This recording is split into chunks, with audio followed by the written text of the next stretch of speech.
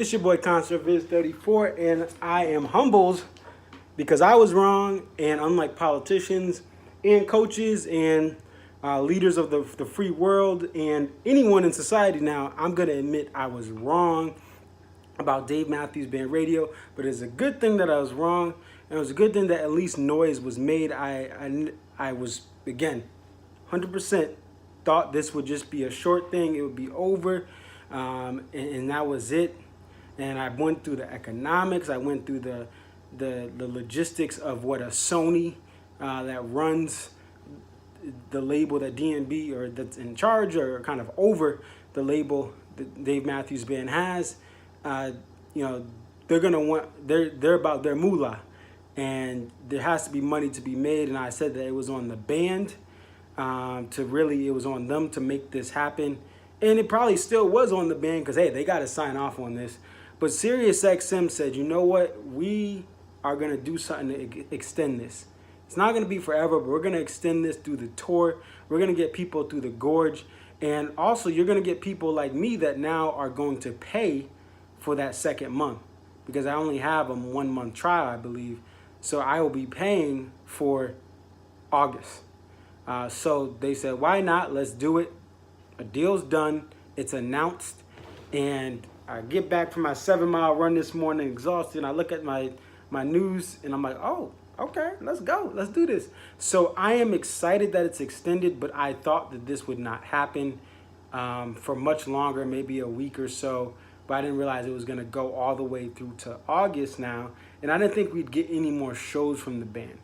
This is their most generous year of free content via social media and YouTube and now Sirius XM. Well, that content's not free, but that's a bad word, bad thing to say. It's not the most free content we're getting, but we're getting the most real-time access to this band that I've seen.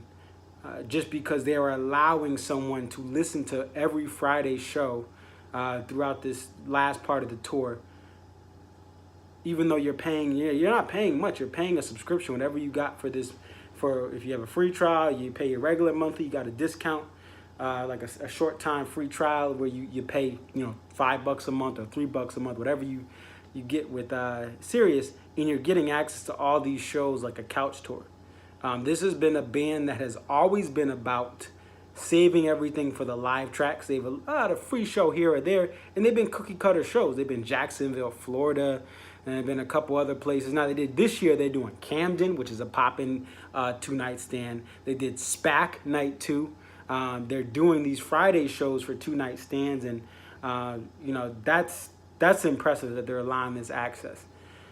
So if you have the regular like receiver or car with satellite radio, it's channel 3 still, but through the XM app like I got, it's moving to channel 716 here starting this Tuesday, I believe, is when it'll move over. So what are we gonna get now for this next month? We are not gonna get a live show every Friday, but we are going to get some content every week. And I'm guessing, I'll have to look more into it, but I'm guessing they're going to just release them on Friday or make it a Friday night concert series.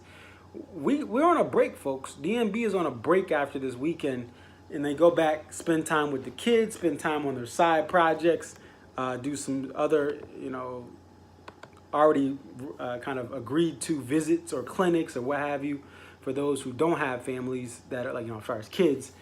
But we're off until late August. So the live shows that we are going to get is on Friday the 24th. We're going to get the show at Fiddler's Green in Inglewood, but not the California Inglewood. This is Inglewood, Colorado. So it's not like, it's not the hood. So you're going to get that show, which is, tickets are hard to get for the Fiddler's Green shows. A lot of that I think has to do with they use their own kind of ticketing. They don't use Ticketmaster, but they use another provider or distributor. So, and then a lot of their tickets aren't as easily transferred from person to person. I believe that's what I remember from the previous year. So it's going to be a show that's hard to get into, but hey, you're going to get access. And then the next weekend, Labor Day weekend, On the 31st of August, you will get night one of the 3-night stand at the Gorge. That is going to be a great treat, depending on how they play night one. It'll be great because, again, you're getting access to the Gorge, but what are they going to play?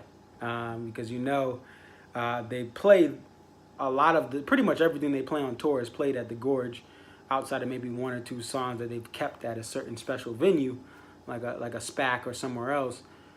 But what are we going to get night one? We don't know. But they're definitely going to give us access, so we have to be grateful for that. So those are the 2 shows that are going to be live. But before that, I guess these next couple weeks, we're going to get shows previously in the tour.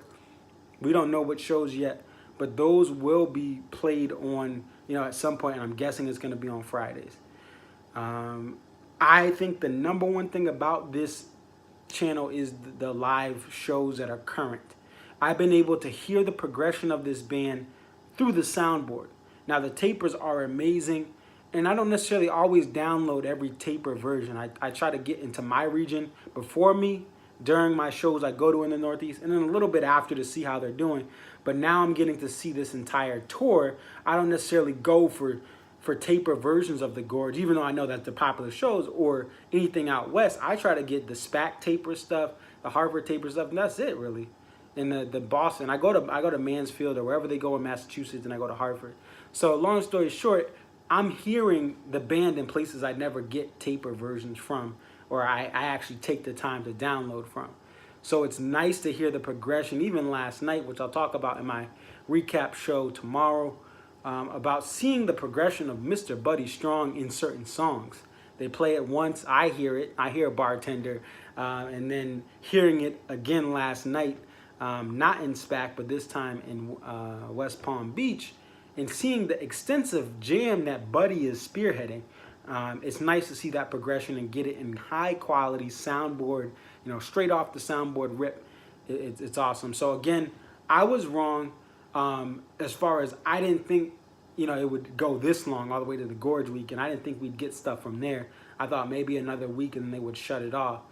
And I did say, hey, it doesn't hurt to go after people, but go after the band. But regardless of what happened, Sirius XM heard what the crowd of people. And Sirius XM, they got 300K subscribers for the first part of the year in a surplus, which is a big thing for a breed of radio where radio is dying, even in the satellite radio. So I think they want to build on that. They found a way to get this deal done. The band agreed to the access, and I thank the band. I thank Sirius XM for getting it done.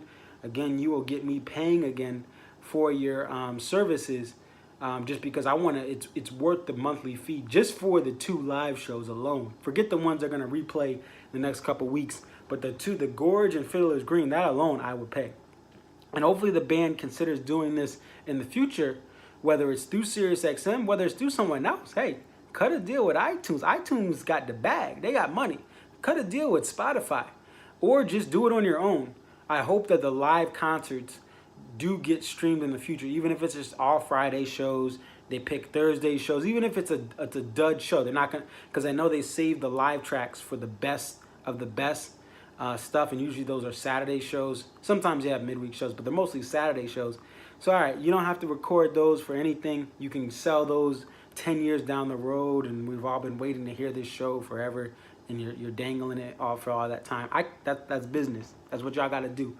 But I think that it's great that we're getting this. As far as the rest of the radio, it's cool. I mean, it's cool. But the stuff during the day, I can make my own D&B playlist. I do listen in every now and then just to see how they're doing. But it can get repetitive, but it's not their fault. They have limited access. They're not getting live tracks 34, 35, 36 access. They're only getting the first 20 or so live tracks as far as what they can use for the radio. Just like iTunes only gets the first 20 or 25 live tracks. But, Sirius is doing what they can with it. I don't care about I don't need a morning playlist for DMB. I can make my own. But I like the live portion of this. That's the best part. That's where my money is invested in, is the live portion of this. So that's it. It's your boy ConcertViz34. Other than that, I'm out. Peace.